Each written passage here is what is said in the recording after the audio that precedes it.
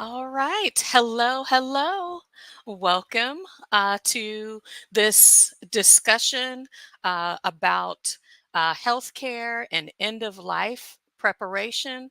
Um, Even in the move abroad space, we need to be thoughtful about what documentation we are leaving in our home country that gives our family members, if we are in the States or in, Canada or the UK, where a lot of our viewers are, um, or Mexico, you need to have your stuff good here. And we're going to talk about those documents, but you also need to be considering what are the legal requirements, signed documents that you need to have so that your family members can make decisions for you if you cannot make them on your behalf. But before we get into this Black Move Abroad affordable end of life health care, I want to say welcome. I am Dee from H&D Abroad. I have invited Dr. Natasha Ramontal with me today to talk about this topic. On our channel, we are all about seeing moving abroad as a plan A for building generational wealth and for living a healthier lifestyle. If that is a part of your ecosystem of knowledge that you are looking for, or you have come because this topic is something that is important to you, we invite you to like this video, to subscribe to our channel, and set the notification bells, because we are bringing lots of move abroad topics, including sharing our move abroad journey on our channel. So thank you for joining today. So I'm going to let Dr. Ramontal talk about her background and experience as we get started in this conversation. I reached out because I said people are not talking about end of life care. The Black community tends to not bring this topic up. And so let's put out factual information, give people the opportunity to ask questions, for me to ask questions, general questions. We know that every country's legal requirements and healthcare system is different. And so we're going to start with what it looks like here in the US. And so thank you and welcome for joining. Thank you so much, Dee, for having me. I really appreciate you inviting me to your platform to have such an important discussion, first of all. For those of you that don't know me, I am Dr. Natasha Ramontal. I am a nurse, a doctoral trained nurse. I've worked in the emergency department in a number of different nursing and clinical roles. But I also have a YouTube channel, the Medical Tourism RN 812 on YouTube.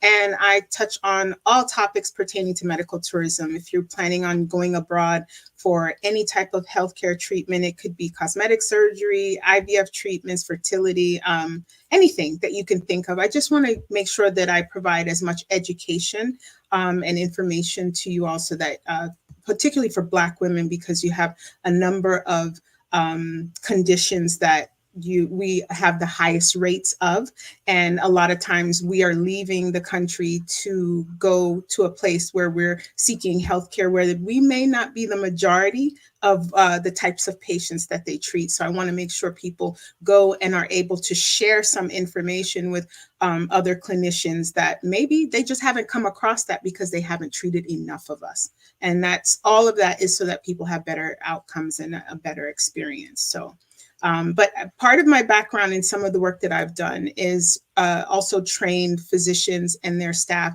on having some of those tough conversations about advanced care planning, which is what we're talking about today. So all of the end of life conversations fall under what's called advanced care planning. And in the US, it's a tough conversation to have anywhere, and not just amongst us and our families and friends, but even with clinicians. A lot of times there's a lot of data that shows that clinicians are actually waiting on patients to bring it up. and patients are waiting on clinicians to bring it up.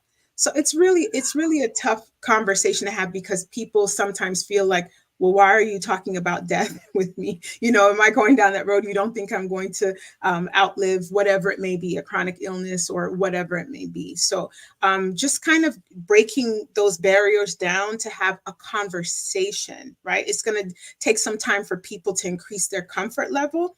But the hope is that with some tools and some practice, people will be ready to just kind of open up the doors to having that conversation personally with their families and friends, and obviously with their care providers, no matter where they are in the world. Okay. What I would say is that advanced care planning, the purpose of it is it's a process of planning for future medical care, right? But Mhm. it's based on your values and your goals, and you explore whatever it is that you desire, but you make sure that you document it so people know. So if you happen to get to a stage where you may not have the mental capacity or the ability to speak, whatever it may be, people know what your wishes are. The emphasis is actually on life and not death like people think.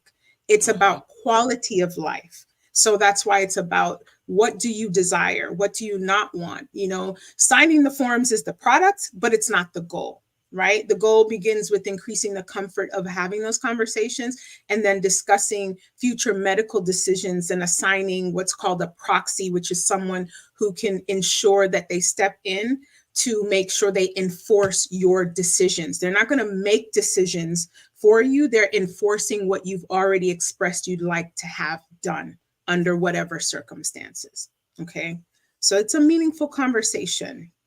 And the conversations obviously get a little bit easier the more you have them, but there's like a acronym that they use for it called live, live. It's about encouraging individuals to make informed decisions about end of life care and services. So what they say is, you encourage your patients to live, learn about the options for end of life services and care. I implement plans to ensure wishes are honored. V, voice decisions to family, friends, and healthcare providers. And then E, engage in personal or community efforts to improve end of life care. So it's all about just encouraging individuals to make those informed decisions. Are these conversations covered? Is there a medical billing code to have these conversations with a doctor? It's so funny you said that. Yes, there are. In the US, there are. There's a billing code to have the initial conversation, and then subsequent conversations. And this is something that I think was sort of incentivizing more clinicians to have the conversation so that they can bill it. And what they were trying to do was have them incorporate it into annual wellness visits. When you go and have your annual physical, Yeah. making it a part of, oh, okay, we're checking in on everything. Let's have a conversation about where you are with what you'd like for your end of life decisions. Have you had any conversations about it? Have you been thinking about it? So the initial conversation, they actually have time limits. In the US, the insurance is so complex, but there are time limits on it, and you can bill for X amount and build even more based on how many minutes of the conversation come out of that, and if anything comes out of that in terms of a signed document like an advanced healthcare directive. And an advanced healthcare directive is state specific in the US. It's forms to define end of life goals and assign someone to make healthcare decisions on your behalf if you become incapacitated. And states differ considerably, but often they allow special instructions for things like pain management, nutrition and hydration, CPR, if you want to be on a ventilator or not, things like that. Okay. So there are a lot of common terms that are used, but if you get to the point of an advanced healthcare directive, which is ultimately one of the things they want people to do, the billing increases in terms of reimbursement. Is that the same as a living will? No, good question. So a living will is more of a form to define end of life goals and wishes in more detail than that's usually it's more detailed than usually allowed in the advanced healthcare directive. The advanced healthcare directive is a little bit more about the assignment of someone to carry it out for you. So the living will, you'll be like, I met a person who actually told me she had like facial hair, and she's like, oh, down to the point where if I'm unconscious, someone's gonna come and clip my hairs on my face. Like I have that written into my living will. And I was like, wow, she is extremely detailed. She's like, oh yeah, if I'm gonna, even if I'm not looking in the mirror, I don't want hairs to be going wild. And I thought, wow, okay. But at least she was thinking ahead that far. But yes, a living will is extremely detailed. But the advanced healthcare directive is where you have some details, but it's more about assigning a proxy, the person who will actually make the decisions for you when the time comes, and what some of those decisions are. Wow. I think one thing that people need to consider is something that Adelia Aborishade, who is Peaky Girl Travels the World, she said, Mhm. you need to have a person, your person that you have had extensive conversations with, that they will make themselves available when the time comes. People need to know that hey, I'm asking you to be a part of my medical decision making, and it should be a continuous conversation because they are signing a document that Mhm. is witnessed. It is a legal form. So, Yeah. when she talks about having your person, she's talking about that in the move abroad space, but we're thinking about what should your person, be prepared to do. And one of them is to make those medical decisions. Can you talk? Let's see. So you've talked a little bit about things like nutrition. Um, uh, is there? Do you want to be resuscitated or on a ventilator?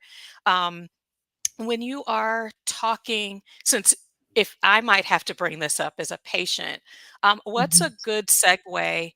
Um, because I don't want to be identified as someone who's depressed or something like that. How do I make sure that I'm bringing up the conversation in a way that helps the doctor to know this is a partnership? This I'm talking to you. You're my primary care provider. Can you walk us down that road? How to start the conversation with the doctor, and then how to start the conversation with a family member. Sure. So with a primary, well, with a clinician, the best way to bring it up is similar to what you may have experienced. Maybe you saw something happen with a family member or friend you experienced, where they got to end of life and decisions had to be made, and maybe there was some infighting, between family members. Someone wanted to keep them on a ventilator, and another one was like, no, they'll be a vegetable, whatever it may have been. And you just say, I've experienced or seen some things, and I want to be a little bit more clear about what my goals are and what my values are and what I want for my end of life goals and my wishes. Is this something that we can talk about? And they'll open that door and say, sure. What were you thinking? And they'll also share some information on what the advanced healthcare directive is, what your options are depending on your state. They can also mention things like a living will to you. But there's a couple terms, and I just want to be clear since we were kind of covering them. I talked about advanced healthcare directive and living will. And then a proxy is the same as someone who is like a power of attorney. That's the person that's assigned to make the healthcare decisions on your behalf. And they can also be called a healthcare agent. But there's also some other terms that are important, and we can go through it later, but I just wanted to bring it up now. There, in certain states in the United States, they have what's called a POLST, POLST, or a MOLST. It might be called that in another state. But what it stands for is Physician Orders for Life Sustaining Treatment, or the most is medical orders for life sustaining treatment. They serve the same intent, but essentially it's orders that are used outside of a hospital to define treatments like CPR or a ventilator. So they're standing orders are used outside of a hospital setting. And once someone knows you have a pulse, they must follow those orders. And those orders are based on what you would like to be done for you in end of life situations. So I'll start there. But the conversation is probably a lot easier with your provider than it is with family and friends. Unfortunately, a lot of times when you have the conversation with family and friends, oftentimes it comes off as, wow, why are they talking about their death? Or if you bring it up to a loved one, for not for yourself, maybe even for them, then they're like, oh, they're trying to put one foot in the grave and one foot, outside of it. That's unfortunately how it's perceived, rather than it being a natural conversation, because all of us have to go down that road. We just don't know how and we don't know when. Right. So it's a conversation where I don't think there's one approach when it comes to your family and friends. I certainly think that you should leverage if you have come across a situation where a family member or a friend or some loved one may have gone through a scenario where it was left up in the air and unfortunately it created a lot of confusion or even animosity between people. That's a very good way to bring it up and say, I want to avoid what happened with so and so, so I want to make my wishes known. And you have a conversation in that way. And I will just say for myself, I've lost two brothers who were young at the time. One was 23 and one was 32, and they were both accidents, but no one could have foreseen them. They were not like they were ill. And because of that, I have always made my wishes known because I lost them so early at such a young age. I talk about it frequently with my husband, and it's not, and I tell him, hey, make your wishes known, because he has 6 siblings. And I tell him, you can't just tell me, they need to know whatever it is, we've discussed it and this is what it is. Because even when you discuss it, maybe with, say, your spouse, you decide and you all agree and come to it. When the time comes, if it comes to a scenario where maybe you're on life support and your spouse says, well, she said she never wanted that. And then you come in and you have a family member that's hanging on to hope or whatever it may be. And they say, no, she would have never wanted that. And that's not necessarily true. You've had some in-depth conversations, but unfortunately, those wishes were never made known outside of your conversation with your spouse. So I always promote, whatever you decide, make sure you share it with those closest to you so that we can avoid some of those things. Because unfortunately, when you get into sensitive situations like that, where it's end of life, a lot of times people hang on to emotions and what they think someone would want, not necessarily what they would want. And that also is something you should consider when you determine who will be your proxy. Because there are times where you may think someone will follow through on what you say, but because of the heartstrings that it's pulling for them, they may not follow through with it, or they have a tougher time following through in a timely manner. And I have seen that done as well. As a matter of fact, my parents have been married for like 52 years, but my mother told me, anything happens to me, I want you to be the one to pull the plug. Your father would be too consumed to actually do what I ask him to do. And she said, I need you to do it. And I was like, wow, that's a heavy thing to do. But she knows that I would honor whatever she wanted to do. So that's another thing to consider. The closest to you may not always be able to follow through. So the conversation you have with them also is, do you think you're capable of doing it? It's not only this is what I want and all that. It's, or do you think you can follow through with it? Mhm. Can you have more than one, or should you have more than one person? It's not recommended that you do, only because there may be a difference of opinion. And if there's fighting, it's almost like, okay, if there's two, who's the tiebreaker? So that's the reason there should not be. Now, if you have more than one, you should determine who is the primary. And if something happens to that primary, then the other person is listed as making the decision in their absence or their death or their incapacitation. So they should move on to the second person listed to follow through on what you have decided you wanted. I am so glad that you brought up that your spouse may not be the best person. We talked about how being married might actually complicate the move abroad process, but also um, that that person may be too close or too emotionally impacted to be able to follow through. Yeah. Not out of a maliciousness, but just that is a losing a spouse, I think that's like the number one on the is it the depression scale? Probably. And Yeah. so, yeah, so you just being aware of that, talking to your children Mm. is also and I'm bringing this up because I shared a video with you. I'm trying to pull up the title. I'll make sure that I put it in the description, but it's about a terminally ill patient Mhm. who's going through the stages of grief, sometimes with her family, but sometimes without their support or actually physically being there. One child just wasn't, she decided not to come home to be with her mother. It Mm. brought up a lot of reasons why having someone who's dedicated to Mhm. and who's knowledgeable about this. You all know that I'm a birth doula, but there are also end of life doulas. Have you had experience with whether it's hospice workers or others that that are uniquely trained to provide support to families that are needing to make these decisions? Yes, hospice workers in particular. I always say that they are angels on earth without wings, honestly.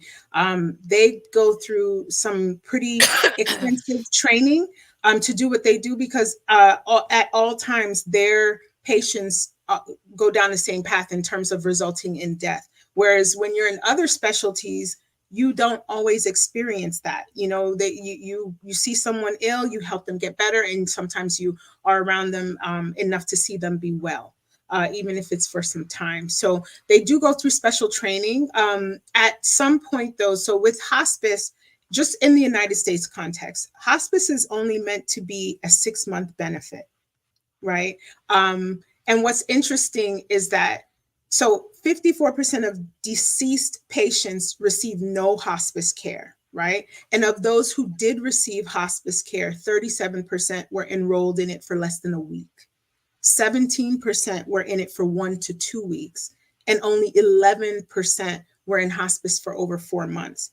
And hospice, as I said, is meant to be a 6-month benefit. So hospice care is for people with a life expectancy of 6 months or less if the illness runs its normal course.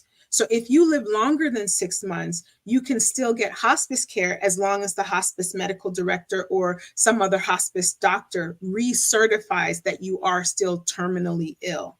But the bottom line is that there's just increasing evidence that suggests that early palliative or hospice care can prolong life, but it can also improve your quality of life and reduce symptoms. So having conversations about hospice, which there's a big stigma with hospice from those who don't use it. A lot of times you hear hospice and people are like, oh, you're already sending me to the grave. They think that it's withholding everything from you and you're essentially just waiting to die. And that's not the case.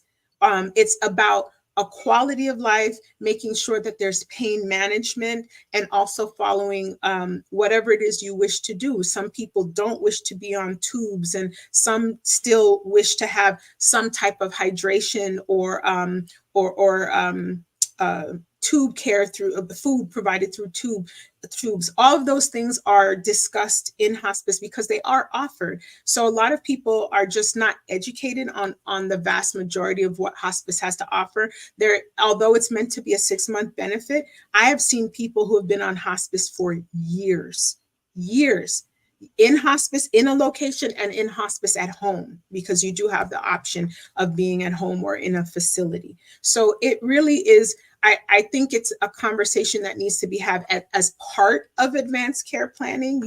Having that conversation reduces some of the confusion around patients' wishes, but it also helps to clarify what you have available to you, right? So talking about it with your loved ones is important. And I think 90% of people say talking about end of life with loved ones is important, but only 27% of people actually do it. That's a huge gap, and then 80% of people say if they were seriously ill, they'd want to talk to their doctor about end of life, but only 7% of people report having the actual conversation with their clinician. And then 82% say it's important to put their wishes in writing, and only 23% have actually done it. So there's a lot that needs to be done. And I think we just need to break down the stigma and recognize that death is also a part of living. What is more important is the quality of life, not necessarily the length of life. We want to make sure that you have a really good end of life as you have going through your life. Absolutely. Absolutely. Thank you so much. I've been having a little bit of technical issues on this side, so thank you all so much for sticking with us. So in my preparations for moving abroad, I know that I'm going to purchase locally available health insurance or insurance for when I travel to different countries in the world. So I know that you're not necessarily here to be able to tell us, which plans and all of that. But what are some key things I should be looking for in a healthcare plan that relate to end of life? So it's interesting. Wherever you decide to go, I think it's important to know what the health system looks like. I know we're talking about the insurance coverage and everything, but a lot of so there's a huge study that was done by the Duke Global Health Institute about the best countries for end of life. And it covered like 81 different countries. It was a global study and it was really comprehensive. One of the things that was clear from that study is that the countries that had a really good health system ranked the highest in having the best end of life care. So the study of end of life found that few countries do well when it comes to providing for patients in their final days. So out of the 81 countries, it's how well their health systems provide for things like the physical, the mental well-being of patients at end of life. And out of those 81 countries, only 6 of those countries earned a grade A, like top. And while 36 earned D's or F's, and then everyone else was in between. And what was clear was that many individuals in both, it covered developed countries and developing countries as well. There were several, it was well represented. I mean, it had several countries in Africa and South America, Southeast Asia, Caribbean. It was really good. But what was clear is that many countries, whether they're developed or developing, they don't necessarily pay attention to the consideration of people's wishes. That people they're not dying at their place of choice, or they're dying without dignity or compassion, or with a limited understanding about their illness after having spent so much money, and in some cases, much of their savings, and often with regret about their course of treatment. And all of those things were like really common in this particular study. So it compiled all the rankings from the survey. And what they did was it was more than 1,200 caregivers from several countries. And they had the caregivers identify what's most important to patients at the end of life. And then they asked 181 palliative care experts across the globe to grade their country's health systems on certain factors, like 13 different factors, weighted factors that people most often listed. Things like proper management of pain and discomfort, having a clean and safe space, being treated kindly, and then treatments that actually address quality of life rather than just extending someone's life. Okay, so some of the things that you should look for if you're looking into an insurance plan when it comes to end of life. So I would specifically want to ask about what is offered in my plan for end of life care, and let your wishes be known. You want to know what's inclusive of palliative care, whether that's inclusive of hospice. And in some countries, there's actually legislation for medically assisted dying, where start talking about euthanasia, where physicians can help you die by giving you medications to go through that process. And there's some cases where you can do it yourself. They will prescribe you, and you have to be well enough to at least give it to yourself, whatever that medication is, and to assist yourself with going. So there's treatments for that as well. And in some cases, it's not covered. Now, with that legislation, that's pretty nuanced. It's in probably about 12 countries, I'll be honest, with Mhm. the assisted one. But in terms of the palliative care, you want to know what's offered. Is it hospice? What's covered? You know, how long is it covered? And then are there certain illnesses that fall outside of being covered for palliative care? I will say in other countries, it's not as granular as maybe in the US. You know, you can have one little thing missing, and in the US, it's not covered. But there, Right. it's usually an umbrella of services or conditions that fall under being considered for palliative care, or having the written terminally ill, you know, that this person's terminally ill, and what's covered under that. Can you do it at home? Do you need to go to a facility? Is oxygen covered? Is pain management covered? Are there some pain medications that are not covered? And then, of course, the nutrition factor and CPR and ventilation. Do you even want those things to be a part of your end of life journey? And if so, are they covered? Excellent. Excellent. I just one of the things from the documentary that'll be in the description was how the coverage even for family members. So if you're able to go to a facility, your family, the spouse was able to accompany his wife. Mhm. Yes. Um, that support is covered, you know, with an end of life doula, where she was able to provide support to any of the family members who wanted to engage with her, so that she could, you know, share her knowledge of, Mhm. you know, how to provide care when someone you love is transitioning.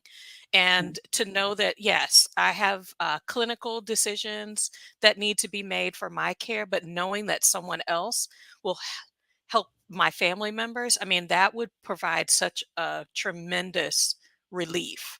It Um, does. and so, you know, that even looking for that coverage, Mhm. or at least, you know, can they make referrals out? If you're in a country that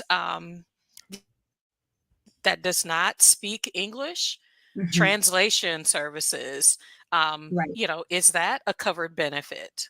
Are there? Mm, that's probably the biggest challenge that I think, from my perspective, is will I Language. Yeah. understand?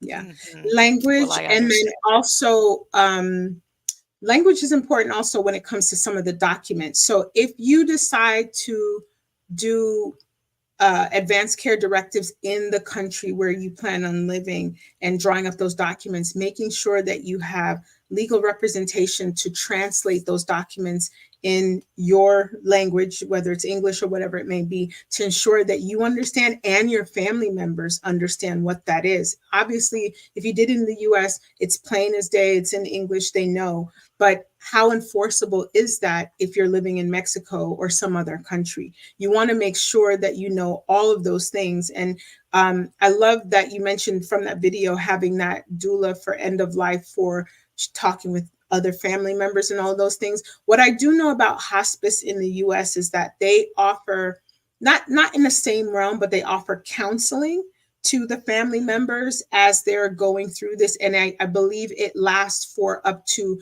12 months after the person has passed. They have access to free um, counseling, grief counseling from hospice here in the US after you've lost a loved one. Unfortunately, what I've seen is that it's a really great benefit, but many people are so overwhelmed that they don't take advantage of that until the 12 months is almost over. I think because they're handling so many other aspects of the person's affairs, unfortunately. Very, very true. Very true. Just thinking about uh, experiencing this with cancer with my Mhm. grandfather, and yeah, that just, you're dealing with so many things, and I don't know if there's you know, a stigma that you should be strong, but this support is available. So we had a question about, you know, kind of approaching the end of life conversation with, you know, with young adult Right. or teenage children. Do you have um, any knowledge about how to begin that Yeah. conversation? So with that, obviously it would depend on the maturity level of that teen or young adult, and also what they've been through. And have they been through loss before? I think it's a little bit easier to approach if they have experienced loss.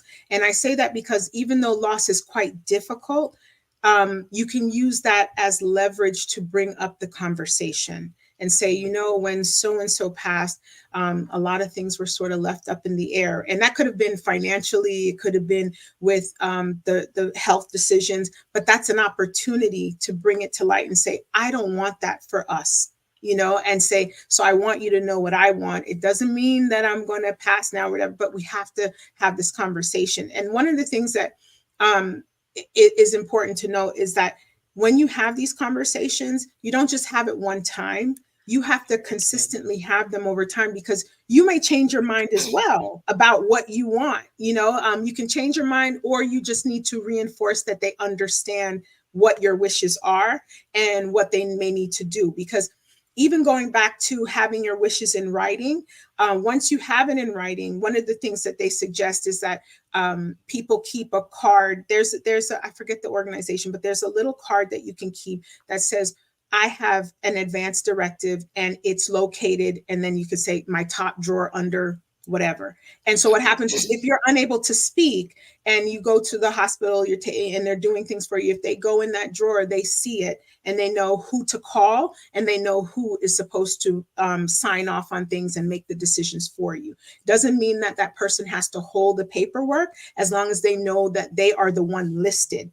They must be able to Please. agree to that. Don't just say, I'm going to have X do it and put them in all the paperwork. And this person doesn't know that they're listed as doing that, because they may not be able to live up to it. There may be a lot of resentment that comes out of that. And you may still have your end of life issues up in the air, because they didn't know that they were listed, and that this responsibility, this heavy responsibility, was placed in their hands. So when it comes to a young adult, I would say, if you have an example, that's the best way to bring up the conversation. If not, I would honestly kind of maybe talk to my clinician and ask about how to bring that up to the young one, because again, maturity levels differ. You have some that are really mature beyond their years, and you can have those conversations now. And then you have some that are just like, no, I don't want to deal with it. And it may put additional pressure on them and anxiety on them, because Mhm. they're going to start thinking, oh my gosh, this one's thinking about dying, and are they going to die, and all these things. So you have to tread lightly and carefully, and it depends on that individual. Very good. Very good. Had another question about end of life doulas available with certain hospitals or healthcare coverage. So I know as a doula, usually that is out of pocket, but what does that look like for the end of life space? Can you choose who you want to get help from outside of maybe hospice coverage? So I will say, in the US, unfortunately, doulas do not get the kind of respect that they deserve in all aspects, with from birth to end of life, right? But I would say outside of the US, yes. And the reason for that is, so outside of the US, even holistic care, or what they call complementary or alternative medicine, but natural medicine, herbs and things like that, that's not viewed highly in the US. Big pharma is. And because of that, a lot of those things are not covered. And they kind of class doulas, midwives, all of them in that same category. And so a lot of that's not covered in the US, but it is covered outside of the US. So you tend to have more options outside of the US with a doula, with a midwife. I mean, midwives are running OB units in several countries, and doctors come maybe in the morning to sign off on something, but they're running units. So doulas, they're probably included in many of the healthcare plans and end of life options in other countries, as part of your journey, and it's just seen as a normal thing, which I think is amazing. Yeah, let's see. So this might be where I put the information that I shared with you about the International End of Life Doula Association.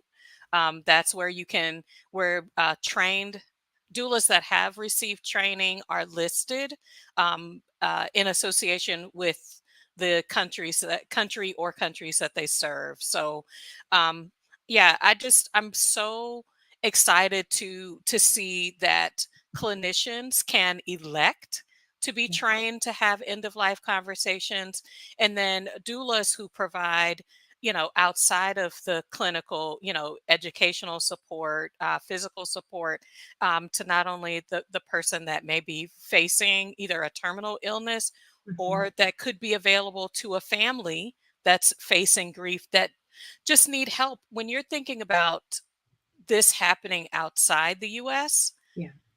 how do I get my family member back to the US? I mean, if they've passed, like, how do I have a funeral Right. home Mm. service, prepare for their body to go back to the US? Are there cremation requirements, Mm.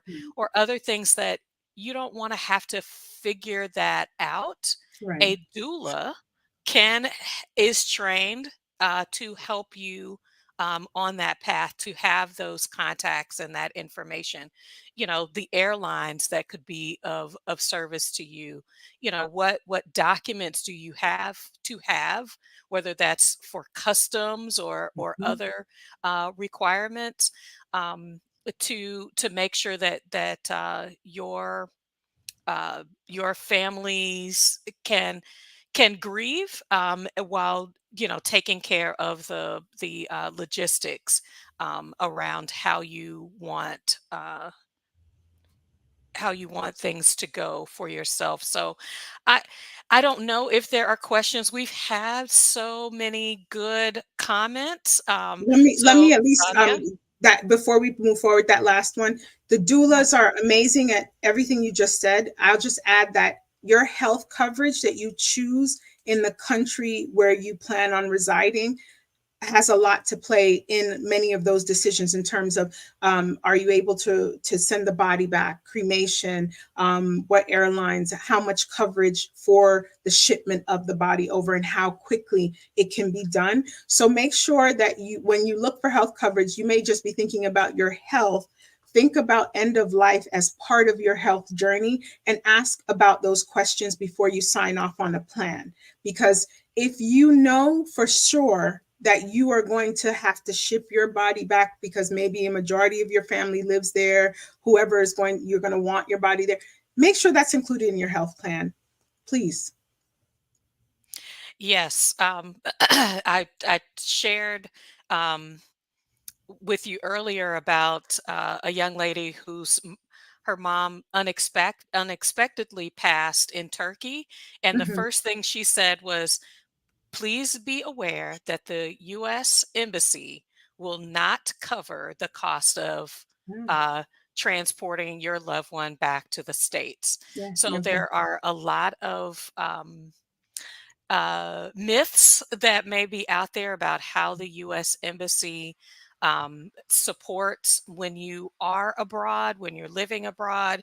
Mhm. So you should also kind of come closer to that information, so that your family members know what to expect, Right. or that you are aware of what is covered under your health insurance coverage. Yeah. Um, And then can I so. go back to that study too, that worldwide study that I told you about, of where's the best countries for end of life care? Mhm. The top six that were ranked, the first was the United Kingdom. They earned the highest ranking in the study. And then it was followed by Ireland, Taiwan, Australia, South Korea, and Costa Rica. Those all got A grades. The US actually earned a grade of a C. They ranked 43rd in out of the 81 countries. So, and at the bottom of the rankings were like 20 countries that earned failing grades, and many of them were considered lower middle income countries with like fewer health resources than some of the top rated countries. So the main conclusion from the research is that most people in the world generally die badly, many through either no treatment at all, and then many through excessive treatment that usually increases suffering. Just it prolongs their life, but it's not a good quality of life. Quality. But it's not a coincidence that most of the survey's top scorers were like wealthy countries with well funded health systems, while some of the low and middle income countries fared worse. However, the overwhelming need for like palliative care in low and middle income countries, it's tough. That's where less than a third of those services actually exist. But what I will say is money is not the overwhelming factor, because the fact that the US actually ranked 43rd, Right. it's a developed country and is scored like in the middle, it doesn't always guarantee the attention of end of life care, right? So the authors of the study actually stated in the US, resources are often invested in last ditch efforts to extend life rather than measures to ensure comfort and quality of life in a patient's final days. So much money is being spent trying to get people to live longer, but we don't spend enough money trying to help people die better, is what they said for the US. So this is why it's important, people of any age or any health condition, to make end of life plan and discuss it with your family and friends, because at the very least, doing an advanced care plan, or expressing your wishes to your family and friends, I mean, I would implore you that you don't wait. By the time you could become ill, it might be too late and folks may not know what you want. So it's Mhm. really important to have this conversation early, have it frequently so that it's not taboo to have. And especially if you're going to move abroad, the same way you're thinking about, well, I don't think I'm going back. It doesn't matter if you don't know where you're going to live and you bop around the world. If you know you're not coming back, have the conversation. It's a part of life. We're all going down that road. So I just wanted to express that. And it made me think of something else. So if you're the person that's going to be doing your if you are single or you're married and someone other than your spouse is the person that's going to be making the medical decisions, please make sure they have a passport so they can actually come and do the thing that you're asking Please, them to do. It please. seems like a small thing, but Yeah, you're definitely. right. I also want to make sure we say in this space that you may be bringing an adult family member with you. I know we're going to be talking with my mother and father-in-law about, hey, would you like to consider coming, Mhm. with me in the move abroad process? And that this should also continue to be a conversation if you have parents, if Yeah, they are coming with you. right. Yeah, these nothing is promised. We Exactly. are moving abroad for a beautiful life, and that should include a beautiful end to your life as Yes, Lord. well. And I hope that we're all intentional in that space. If Yeah. there are not any additional questions I want to ask, do you have any last minute or final thoughts that you wrote down, things that you wanted to make sure you shared with our audience today? I did want to say, depending on where you go, also think about the cultural considerations of where you go, because even though I shared this study, which was amazing, it was like 81 countries, I have a feeling that some countries may have been left out simply because they don't have like a structural palliative care system. But it doesn't mean that they don't value end of life considerations. There's just maybe cultural, religious situations that may dictate how they do it. And it doesn't mean it's any less than hospice or some of these other pieces. It just may not be as formal. Mhm. And so that's something to think about too. Wherever you're going, maybe that's something you can explore as well, whether your own individual beliefs or your experiences are going to be respected based on the culture you're going into, the predominant culture of where you're going, or if it's a highly religious country and maybe you're not that religious, but those are things you need to consider as well. I really think that you have to take that into consideration and make sure that you think about that, especially when you're seeking any type of health coverage, asking those things, so that you are not, it's not ambiguous if the time comes, where someone would have to exercise making some decisions for you. I think that's important. Very good point. Very good point. I want to say thank you to everyone in the chat for joining. Tia, thank you so much. I, her comment just popped up about, oh yes, making sure not only that they have a passport, that you Right. have a way that they don't have the financial burden. That's great. Yeah, to that you've thought about how to make sure that they can be where they need to be to provide support to you. Yes, That's make actually a very good point, Tia, because I saw a documentary because I covered medical tourism, and a mother decided to go to have a cosmetic procedure in another country. And she took her two daughters who were minors with her. And she had a really poor result where she was unconscious, bleeding, and had some really bad outcome. She didn't pass, but she was unconscious for some time. The kids didn't have access to her code for her cell phone to get into her cell phone to call family members. They were minors themselves in this country. They didn't know what to do. They didn't know how to do anything. They were crying. They didn't know if their mom was going to make it. It was a big ordeal. So having them on credit cards or having passwords to the phone if they are minors and they're the ones that are there with you, in order to call someone that can act on their behalf, is critical. So yeah, I agree with you with having someone on a credit card to ensure so they don't have to pay their own finances to go and take care of your affairs. excellent. That's that's why we have community. That's we're learning with and with each other and sharing. You always have great experiential stories that say this isn't just a beautiful plan. This is plans sometimes come together because we notice that certain things weren't in place. Right. So let's learn these lessons together. And Absolutely. I really appreciate you all joining us today. So medical tourism, how can we find you? The details are in the description already, but yeah, if you all have not been to her social media, it is a beautiful thing to see. Oh, thank And she's sharing you. great information. So how I'm can we trying. find you?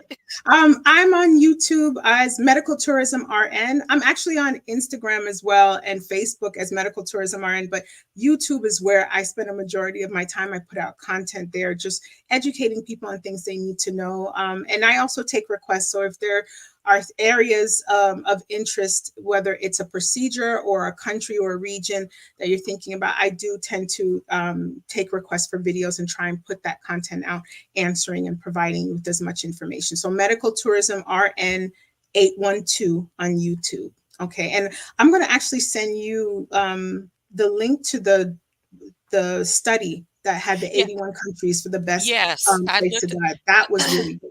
I best was there. countries of for end of life care. Yes. Yes. Yes, yes, yes. We will put that in the description box as well. Have a good evening, everyone. Thank you Thank so much, you. Dr. Natasha. If you'll stay Yes. behind. Okay. Thanks, everyone.